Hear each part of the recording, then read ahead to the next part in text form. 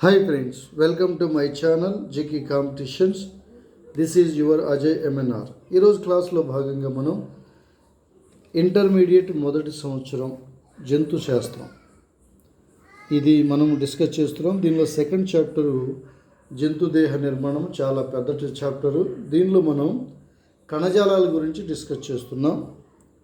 So కణజాలాల గురించి మనకి సిలబస్లో దాదాపు 4 మార్క్స్కి వస్తాయని మనం డిస్కస్ చేసాం. అందుకే మనం కణజాలాల్లో ఏ ఒక్క పాయింట్ కూడా మిస్ కాకుండా ప్రతి పాయింట్ కవర్ చేయడం జరుగుతుంది. సో ఎవరు కూడా వీడియోను స్కిప్ చేయకుండా చివరి వరకు చూస్తే మీకు కావాల్సిన ఇన్ఫర్మేషన్ పూర్తిగా దొరుకుతుంది. ఓకే రైట్, ఎవరు కూడా వీడియోను స్కిప్ చేయకుండా చివరి వరకు చూడండి. వీడియో కనుక మీకు నచ్చినట్లయితే please like it, share it and subscribe it. So without wasting our time, we will start our class today. So ఇప్పటి వరకు మనం 760 బిట్లు రెండవ చాప్టర్లో ఇంకా అవ్వలేదు. 760 బిట్లు మనం చూసాం. అంటే 2 చాప్టర్లకే దాదాపు 1000 బిట్లు, సుమారు ఒక 800 నుంచి 900 1000 బిట్ల వరకు వచ్చే అవకాశం ఉంది. సో ఎవరు కూడా మిస్ అవ్వద్దు ఫ్రెండ్స్. రైట్, 761 చూద్దాం. Question number 761. తెలుపు ఎడిపోజ్ కణజాలంలోని కణంలో ఉన్న పెద్ద క్రొవ్వు బిందువును ఏమంటారు? మనం ఎడిపోజ్ కణజాలం 2 రకాలని చెప్పుకున్నాం. పసుపు ఎడిపోజ్ కణజాలము, అలాగే తెలుపు ఎడిపోజ్ కణజాలం అని చెప్పుకున్నాం. ఈ పసుపు తెలుపు ఎడిపోజ్ కణజాలం ఏమో అది చిన్నపిల్లల్లో పిండాల్లో ఉండే కణజాలము. అలాగే తెలుపు ఎడిపోజ్ కణజాలము ఎక్కువగా ప్రౌఢ జీవుల్లో ఉండే కణజాలం అని నిన్న క్లాస్లో మనం చెప్పుకున్నాం. మరి ఇప్పుడు తెలుపు వైట్ ఎడిపోజ్ టిష్యూలోని కణంలో ఉన్న పెద్ద క్రొవ్వు బిందువును, అంటే ప్రతి కణంలో మధ్యలో ఒక క్రొవ్వు బిందువు ఉంటుంది. ఆ క్రొవ్వు బిందువు పేరు ఏంటంటే మోనోలాక్యులర్ అనే క్రొవ్వు బిందువు. 762 జీవన చర్యల్లో క్రియాశీలంగా ఉండని క్రొవ్వు. జీవి యొక్క జీవన చర్యల్లో క్రియాశీలంగా ఉండని క్రొవ్వు తెల్ల క్రొవ్వు. 763 గర్భస్థ పిండాల్లోనూ శిశువుల్లోనూ ఎక్కువగా ఉండే క్రొవ్వు ఏది అంటే గోధుమ క్రొవ్వు. గర్భస్థ పిండాల్లో ఉంటుంది. అలాగే శిశువుల్లో కూడా ఎక్కువగా ఉండే క్రొవ్వు గోధుమ క్రొవ్వు. 764 అనేక చిన్న క్రొవ్వు బిందువులు, అనేక మైటోకాండ్రియాలు ఉండే క్రొవ్వు కణజాలం ఉంది. ఈ క్రొవ్వు కణజాలంలో చిన్న క్రొవ్వు బిందువులు ఉంటాయి. అలాగే అనేకమైన మైటోకాండ్రియాలు కూడా ఉంటాయి. అది గోధుమ ఎడిపోజ్ కణజాలం. అదే ఒకే తెలుపు ఎడిపోజ్ కణజాలంలో అయితే ఒకే ఒక పెద్ద క్రొవ్వు బిందువు ఉంటుంది, ఒకే ఒక బిందువు. దానిని మోనోలాక్యులర్ అంటున్నాం. కానీ గోధుమ ఎడిపోజ్ కణజాలంలో అనేక చిన్న క్రొవ్వు బిందువులు ఉంటాయి. అంతేకాదు అనేక మైటోకాండ్రియాలు కూడా ఉంటాయి. అది గోధుమ ఎడిపోజ్ కణజాలం. క్వశ్చన్ నెంబర్ 765 జీవక్రియలో క్రియాశీలంగా ఉండి ఉష్ణాన్ని ఉత్పత్తి చేసి శిశువులో దేహ ఉష్ణోగ్రతను కాపాడే క్రొవ్వు. చూడండి, జీవక్రియలో క్రియాశీలంగా ఉంటుంది.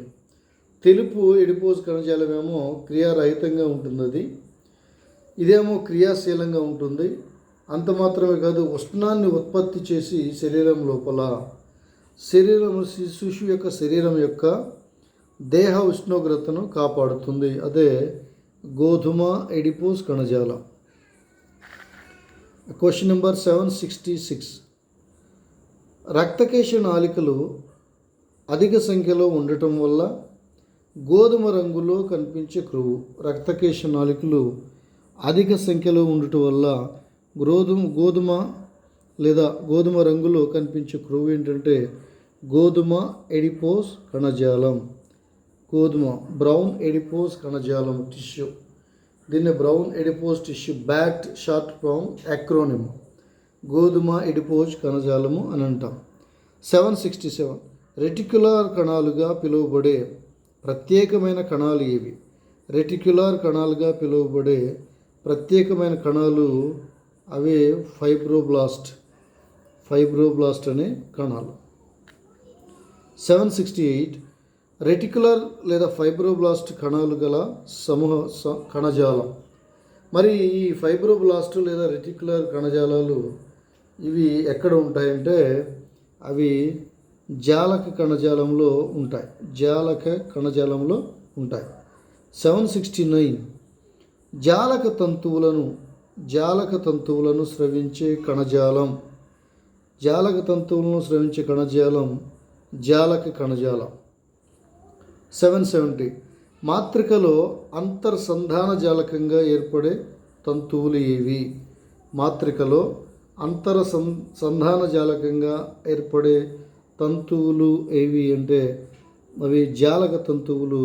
ఇవి జాలక కణజాలం నుంచి ఏర్పడతాయి. క్వశ్చన్ నెంబర్ 771 శోషాభ అంగాలు అంటే శోషించుకునే అంగాలు అని వేటిని అంటారు? ఆన్సర్ అస్థి మజ్జ లేదా మరియు ప్లీహం, బోన్ మ్యారో అండ్ స్ప్లీన్, ఈ రెండింటిని శోషాభాంగాలు అని అంటారు. నెక్స్ట్ క్వశ్చన్ 772 క్వశ్చన్ నెంబర్ శోషాభ కణుపులకు ఆధారత్వచ జాలక పటలికకు ఊతాన్నిచ్చే చట్రంగా ఏర్పడే తంతువులు ఏవి? శోషాభాంగాలు ఇప్పుడు చెప్పుకున్నాం కదా, అస్థి మజ్జ ప్లేహమును శోషాభాంగాలు అంటారు. అలాగే శోషాభ కణుపులకు ఇంకా ఆధారత్వచ జాలక పటలికకు ఊతాన్ని అంటే ఆధారాన్ని ఇచ్చే చట్రంగా ఏర్పడే తంతువులు ఏవి అంటే ఆన్సర్ జాలక తంతువులు. 773 కణజాలంలో తక్కువ కణజాలం ఎక్కువ తంతువులు ఉండే కణజాలం ఏది? ఒక కణజాలం ఉంది, దానిలో తక్కువ కణజాలం ఉంటుంది, ఎక్కువ తంతువులు ఉంటాయి. దాన్నే సాంద్రియ సంయోజక కణజాలము అంటాం. సాంద్రియ సంయోజక కణజాలం అని అంటున్నాం. అంటే దీని సాంద్రత ఎక్కువగా ఉంటుంది. డెన్సర్ కనెక్టివ్ టిష్యూ అని మనం పిలుస్తాం. 774 తక్కువ అదస్థ పదార్థము ఉండే కణజాలము సాంద్రియ సంయోజక కణజాలం. క్వశ్చన్ నెంబర్ 775 చూద్దాం. 775 తంతువుల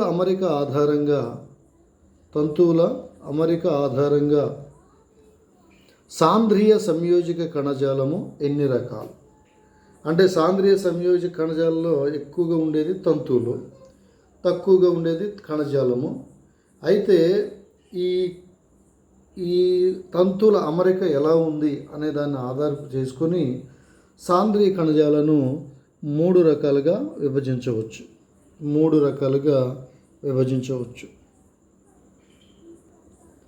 నెక్స్ట్ క్వశ్చన్ 776 సాంద్రియ సంయోజక కణజాలము రకాలు. మూడు రకాలని చెప్పుకున్నాం కదా. ఆ మూడు రకాలు ఏంటంటే సాంద్రియ క్రమయుత కణజాలము, సాంద్రియ క్రమరహిత కణజాలము, 3 స్థితిస్థాపక సంయోజక కణజాలం.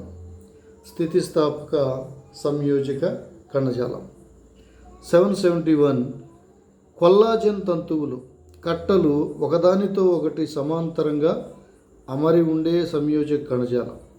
ఈ సంయోజక కణజాలంలో మనం చెప్పుకున్నాం కదా, తంతువులు ఎక్కువగా ఉంటాయి. అయితే ఈ కొల్లాజెన్ తంతువులు అనేవి కట్టలుగా ఏర్పడి ఒకదానికి ఒకటి సమాంతరంగా అమరి ఉంటాయి. ఆ సంయోజక కణజాలాన్నే సాంద్రియ క్రమయుత సంయోజక కణజాలము అని పిలుస్తాం. సాంద్రియ క్రమయుత సంయోజక కణజాలం. 772 కండరాలను ఎముకతో అతికించే సంయోజక కణజాలం. Important bit friends, very important. కండరాలను ఎముకతో అతికించే సంయోజక కణజాలం ఆన్సర్ దాన్నే స్నాయుబంధనము అంటాం. స్నాయుబంధనము దీన్నే ఇంగ్లీష్లో టెండాన్ అని కూడా పిలుస్తాం. తర్వాత ఒక ఎముకను ఇతర ఎముకతో అతికించే సంయోజక కణజాలం. ఇది కూడా చాలా ఇంపార్టెంట్. చూడండి, ఎముకను ఎముకతో అతికించే సంయోజక కణజాలం, దీనినే బంధనం అంటాము. ఇంగ్లీష్లో లెగ్మెంట్ అంటాం. ఎముకను కదా అతికించేది లెగ్మెంట్, కండరాన్ని ఎముకతో అతికించేదేమో స్నాయు బంధనం, దాన్ని టెండాన్ అంటాం. 774 క్వశ్చన్ నెంబర్ 774. స్నాయు బంధనం టెండాన్, బంధనం లెగ్మెంట్ అనునవి ఏ రకమైన సంయోజక కణజాలాలు? ఏ రకమైన సంయోజక కణజాలాలు అంటే అవి సాంద్రీయ క్రమయుత సంయోజక కణజాలాలు. దీనిలో తంతువులు చాలా ఎక్కువగా ఉంటాయి. Question number 775. కొల్లాజన్ తంతువుల కట్టలు క్రమరహితంగా అమరి ఉండే కణజాలం. కొల్లాజన్ తంతువుల కట్టలు అంటే ఈ కణజాలంలో కూడా కొల్లాజన్ తంతువులు ఉంటాయి, కానీ క్రమరహితంగా ఒక క్రమం లేకుండా అమరి ఉంటాయి. క్రమంగా అమరి ఉంటేనేమో దాన్ని సాంద్రీయ క్రమయుత సంయోజక కణజాలం అని చెప్పుకున్నాం. మరి ఇప్పుడు క్రమం లేకుండా అమరి ఉంటే అది సాంద్రీయ క్రమరహిత సంయోజక కణజాలం. 776. పర్యస్థిక, ఎండాస్టియం, హృదయావరణ పొర, గుండె కవాటాలు, కీళ్ల గుళిక, అలాగే చర్మంలోని అంతఃచర్మంలో లోతైన ప్రాంతాలలో ఉండే కణజాలమే సాంద్రీయ క్రమరహిత సంయోజక కణజాలం. చూడండి, పర్యస్థిక, ఎండాస్టియం, హృదయావరణ పొర పెరికార్డియం అంటున్నాం, గుండెలో ఉండే కవాటాలు, కీళ్ల యొక్క గుళిక, చర్మంలోని అంతఃచర్మంలో లోతైన ప్రాంతాల్లో ఉండే కణజాలము సాంద్రీయ క్రమరహిత కణజాలం. 777 క్వశ్చన్ నెంబర్ 777. పసుపు స్థితిస్థాపక తంతువులు గల కణజాలం ఏది? పసుపు స్థితిస్థాపక తంతువులు గల కణజాలము అది స్థితిస్థాపక సంయోజక కణజాలం. 778. సాగదీసి వదిలివేసిన తర్వాత పూర్వ ఆకారానికి చేరుకునే కణజాలం ఏది? సాగదీసి వదిలివేసిన తర్వాత పూర్వ ఆకారానికి చేరుకునే కణజాలము స్థితిస్థాపక సంయోజక కణజాలం. దీనిని ఇంగ్లీష్లో ఎలాస్టిక్ కనెక్టివ్ టిష్యూ అని చెప్తాం. తర్వాత క్వశ్చన్ నెంబర్ 779 చూడండి. Question number 779. ధమనులు, స్వరతంత్రులు, వాయునాళాలు, శ్వాసనాళాలు, స్థితిస్థాపక బంధనాలు ఆ కుడ్యంలో ఉండే సంయోజక కణజాలం ఏది? Very important friends. చూడండి, ధమనులు, స్వరతంత్రులు, వాయునాళాలు, శ్వాసనాళాలు, స్థితిస్థాపక బంధనాలు, కుడ్యంలో ఉండే సంయోజక కణజాలం ఏంటంటే అది స్థితిస్థాపక సంయోజక కణజాలం. స్థితిస్థాపక సంయోజక కణజాలం. 780. కశేరు కాల మధ్యలో ఉండే కణజాలం స్థితిస్థాపక సంయోజక కణజాలం. 781. భ్రూణం లేదా పిండం కణజాలాల్లో ఉండే కణజాలం. Very important friends, very important. భ్రూణం లేదా పిండం కణజాలాల్లో ఉండే కణజాలం శ్లేష్మ సంయోజక కణజాలం. తర్వాత 782 చూడండి, ఇది కూడా ఇంపార్టెంటే. నాభిరజ్జువులో వార్ధన్ జెల్లీగా ఏర్పడి ఉండే కణజాలం. నాభిరజ్జువులో వార్ధన్ జెల్లీగా ఏర్పడి ఉండే కణజాలము శ్లేష్మ సంయోజక కణజాలం అంటారు. దీన్ని ఇలా కూడా అడగవచ్చు, నాభిరజ్జువులో ఉండే శ్లేష్మ సంయోజక కణజాలానికి మరొక పేరు అంటే వార్ధన్ జెల్లీ అని కూడా మనం చెప్పవచ్చు. Question number 783. సకశేరుకాలలో అంతరాస్థి పంజరాన్ని ఏర్పరిచే కణజాలం. అంతరాస్థి పంజరం అంటే అస్థిపంజరం లోపల, అది కూడా సకశేరుకాలలో దాన్ని ఏర్పరిచే కణజాలము అస్థిపంజర కణజాలము అని అంటున్నాం. దాన్ని అస్థిపంజర కణజాలము, దీనినే ఆధార కణజాలం కూడా అని పిలవచ్చు. 784 క్వశ్చన్ నెంబర్ 784 శరీరానికి అండగా అవయవాల రక్షణకు కండరాలకు అతికి ఉండుటకు చలనానికి తోడ్పడే కణజాలము. Very important friends. ఇది కూడా శరీరానికి అండగా ఉంటుంది, అలాగే అవయవాలకు రక్షణ ఇస్తుంది, అలాగే కండరాలు అతికి ఉండటానికి ఇంకా చలనానికి తోడ్పడే కణజాలం ఏంటంటే అస్థిపంజర కణజాలం. అస్థిపంజర కణజాలం. 785 మృదువైన అస్థి లాంటి సంయోజక కణజాలమును ఏమంటారు? మృదువైన అస్థి లాంటి సంయోజక కణజాలమును మృదులాస్థి అంటారు. దీనినే గ్రిసిల్ అని కూడా మనం పిలుస్తాం. 786 మృదులాస్థిలోని మాత్రికను ఏమంటారు? మృదులాస్థిలోని మాత్రికను కాండ్రిన్ అంటారు. తర్వాత 787 మృదులాస్థిలోని కణాలను ఏమంటారు? కాండ్రోసైట్లు. ఇది కూడా ఇంపార్టెంట్ బిట్ మైండ్ ఫ్రెండ్స్. మృదులాస్థిలోని కణాలను కాండ్రోసైట్లు అంటారు. 788 చూడండి, క్వశ్చన్ నెంబర్ 788. కాండ్రిన్ ఎలాంటి లక్షణాలని కలిగి ఉంటుంది? కాండ్రిన్ అనే పదార్థము ఎలాంటి కాండ్రిన్ అంటే మాత్రిక. మృదులాస్థిలో ఉండే మాత్రిక ఒక ద్రవ పదార్థం, చిక్కని ద్రవ పదార్థం. ఇది ఎలాంటి లక్షణాన్ని కలిగి ఉంటుందంటే స్థితిస్థాపక మరియు వంగే లక్షణాన్ని కలిగి ఉంటుంది. స్థితిస్థాపక మరియు వంగే లక్షణాన్ని కలిగి ఉంటుంది. క్వశ్చన్ నెంబర్ 789 కాండ్రిన్లో ఎలాంటి తంతువులు ఉంటాయి? కాండ్రిన్లో ఎలాంటి తంతువులు ఉంటాయి? ఆన్సర్ కొల్లాజన్, స్థితిస్థాపక తంతువులు అనే 2 రకాలైన తంతువులు మనం చూస్తాం.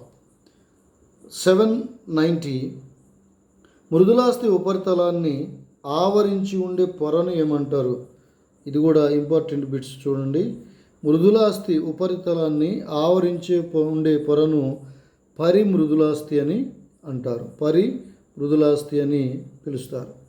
791 పరిమృదులాస్థిలో ఉండే పూర్వ మృదులాస్థి కణాలను ఏమంటారు?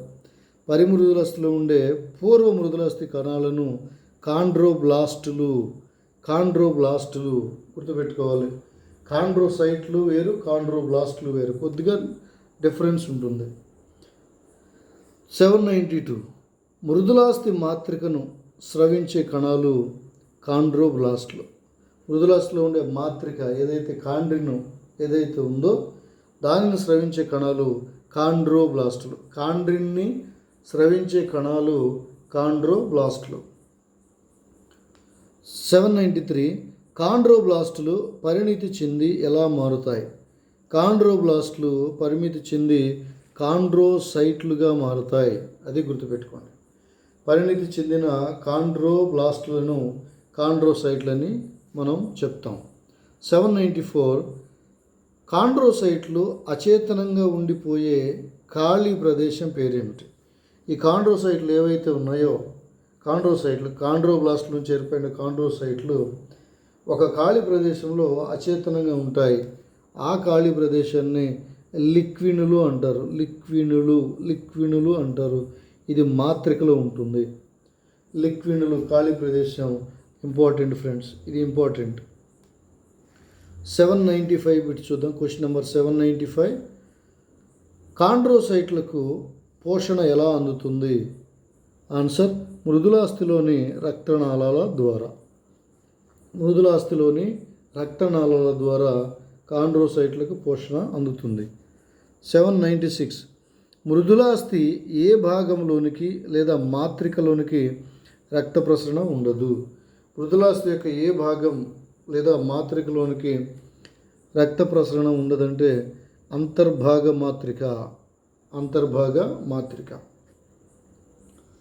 797 క్వశ్చన్ నెంబర్ 797 పరిమృదులాస్థిలోని పోషక పదార్థములు కాండ్రిన్లోని ఎలా వ్యాప్తి చెందుతాయి? పరిమృదులాస్థిలోని పోషక పదార్థములు కాండ్రిన్లోనికి ఎలా వ్యాప్తి చెందుతాయి అంటే అవి వ్యాపన పద్ధతి ద్వారా వ్యాప్తి చెందుతాయి. 798 మృదులాస్థి పెరుగుదల, పునరుత్పత్తి, మరమ్మతులు ఎక్కడ జరుగుతాయి? చూడండి ఫ్రెండ్స్, ఇది ఇంపార్టెంట్. మృదులాస్థి యొక్క పెరుగుదల, అలాగే మృదులాస్థి యొక్క పునరుత్పత్తి, అలాగే దాని యొక్క మరమ్మతులు ఎక్కడ జరుగుతాయంటే పరిమృదులాస్థిలో జరుగుతాయి. 799 క్వశ్చన్ నెంబర్ 799. మృదులాస్థి దేని ఆధారంగా 3 రకాలుగా విభజించబడింది? మృదులాస్థి 3 రకాలుగా విభజించబడింది. మరి దీనిని ఆధారం చేసుకొని 3 రకాలుగా విభజించబడిందంటే మాత్రిక రచనను ఆధారం చేసుకొని 3 భాగాలుగా విభజించబడింది. క్వశ్చన్ నెంబర్ 800 చూద్దాం. Question number 800. నీలి తెలుపు వర్ణంలో పాక్షిక పారదర్శకంగా గాజులాగా ఉండే మృదులాస్థి. ఇంపార్టెంట్ ఫ్రెండ్స్, ఈ మృదులాస్థి నీలి తెలుపు వర్ణంలో ఉంటుంది. అలాగే అంటే కంప్లీట్ పారదర్శకంగా కాకుండా పాక్షిక పారదర్శకంగా ఒక గాజులాగా ఉండే మృదులాస్థి, దీనిని కాచాబా మృదులాస్థి అంటారు. కాచాబా మృదులాస్థి, దీన్ని ఇంగ్లీష్లో హైయలిన్ కార్టలేజ్ అని చెప్తాం. కాచాబా మృదులాస్థి. తర్వాత 801. సర్వసాధారణ మృదులాస్థి అని దేనిని అంటారు? ఆన్సర్ కాచాబా మృదులాస్థి. ఈ కాచాబా మృదులాస్థిని సర్వసాధారణ మృదులాస్థి అంటారు. 802. మాత్రిక సజాతీయంగా ఉండి సున్నితమైన కొల్లాజన్ సూక్ష్మతంతువులను కలిగి ఉండే కణజాలం. ఈ కణజాలంలో మాత్రిక సజాతీయంగా ఉంటుంది, అంతా ఒకలాగే ఉంటుంది. అలాగే దీనిలో సున్నితమైన కొల్లాజన్ సూక్ష్మతంతువులు ఉంటాయి. దానిని కాచాబా మృదులాస్థి అని అంటాం. ఈ కాచాబా మృదులాస్థిలో మాత్రిక ఒకేలాగా ఉంటుంది. అలాగే చాలా సున్నితమైన కొల్లాజన్ సూక్ష్మతంతువులు కూడా ఉంటాయి. 803. మృదులాస్థిలన్నిటిలో సున్నితమైన మృదులాస్థి, దీనినే కాచాబా మృదులాస్థి అంటాం. వెరీ ఇంపార్టెంట్, ఇది కూడా చూసుకోవాలి friends. Question number 804. Question number 804 చూద్దాం. సంధితల మృదులాస్థిలో తప్ప అన్నింట్లో ఉండే మృదులాస్థి అది పరిమృదులాస్థి. పరిమృదులాస్థి సంధితల మృదులాస్థిలో తప్ప అన్నిటిలో ఉంటుందన్నమాట. Next question number 805. Question number 805. అస్థి సకశేరుకాల పిండాల్లోనూ సైక్లోస్టోములలోనూ ఉండే మృదులాస్థి పేరేమిటి? సైక్లోస్టోములలో ఉండే మృదులాస్థి పేరు కాచాబా మృదులాస్థి. 806. మృదులాస్థి చేపల్లో అంతరాస్థి పంజరమును ఏర్పరిచే మృదులాస్థి. వెరీ ఇంపార్టెంట్ ఫ్రెండ్, మృదులాస్థి చేపల్లో అంతరాస్థి పంజరమును ఏర్పరిచే మృదులాస్థి కాచాబా మృదులాస్థి అని అంటున్నాం. 807. సంధితల మృదులాస్థిని ఏమంటారంటే సంధిని ఏర్పరిచే పొడవు ఎముకల స్వేచ్ఛాతలం అంటారు. సంధిని ఏర్పరిచే పొడవు ఎముకల స్వేచ్ఛాతలం అని అంటారు. 808. సంధితల మృదులాస్థిని, పర్సుక మృదులాస్థిని, అలాగే పర్సుక ఉరోస్థి భాగాలు, ఇవన్నీ కూడా ఏ మృదులాస్థితో ఏర్పడతాయి? సంధితల మృదులాస్థి, పర్సుక మృదులాస్థి, అలాగే పర్సుక ఉరోస్థి భాగాలు, వీటన్నిటిలో కూడా ఏ మృదులాస్థి ఉంటుందంటే అదే కాచాబా మృదులాస్థి ఉంటుంది. సంధితల మృదులాస్థిలో లేని మృదులాస్థి ఏంటంటే అది పరిమృదులాస్థి. Next question friends, question number 809. ఎపిఫైసియల్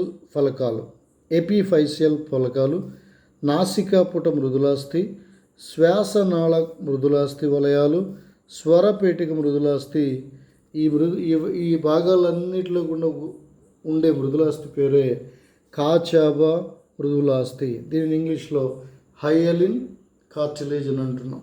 ఇది ఎక్కడెక్కడ ఉంటుంది? ఎపిఫైసియల్ ఫలకాల్లో, అలాగే నాసికా పుటల్లో, అలాగే శ్వాసనాళ వలయాల్లో, ఇంకా స్వరపేటికలో కూడా ఉండే మృదులాస్థి కాచాబా మృదులాస్థి. Question number 810. పొడవైన ఎముకల్లోని క్వశ్చన్ నెంబర్ 8, 10 లాస్ట్ క్వశ్చన్ చూద్దాం ఫ్రెండ్స్. పొడవైన ఎముకలలోని ఏ భాగం క్షీణించటం వల్ల కీళ్ళ వాపు వ్యాధి కలుగుతుంది? Very important friends, very important. పొడవైన ఎముకల్లోని ఏ భాగం క్షీణించటం వల్ల కీళ్ళ వాపు వ్యాధి కలుగుతుంది? ఆన్సర్ కాచాబా మృదులాస్థి.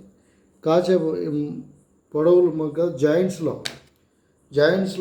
కాచాబా మృదులాస్థి అరిగిపోవడం వల్ల అంటారు కదా, డాక్టర్స్ దగ్గరికి వెళ్తే లోపల కండ అరిగిపోయింది, ఎముక జాయింట్లు అరిగిపోయినాయి అంటే జాయింట్కి ఎముక మధ్య ఈ జాయింట్ కాచాబా మృదులాస్థి ఉంటుంది. ఇది ఎప్పుడైతే క్షీణిస్తుందో అప్పుడు కీళ్ళ వాపు అనే వ్యాధి కలుగుతుంది. సో ఇది ఫ్రెండ్స్ ఈరోజు మన క్లాసు. ఆల్మోస్ట్ 50 బిట్ల వరకు మనం డిస్కస్ చేసాం. సో ఈ బిట్స్ అన్నీ కూడా మీరు జాగ్రత్తగా నోట్ చేసుకోండి. ఇంకా ఈ పీడిఎఫ్ కావాల్సిన వాళ్ళు ఎవరైతే గోల్డ్ మెంబర్షిప్ తీసుకుంటారో వాళ్ళకి పీడిఎఫ్ ఫ్రీగా అందించబడుతుంది. So thank you for watching. Have a nice day.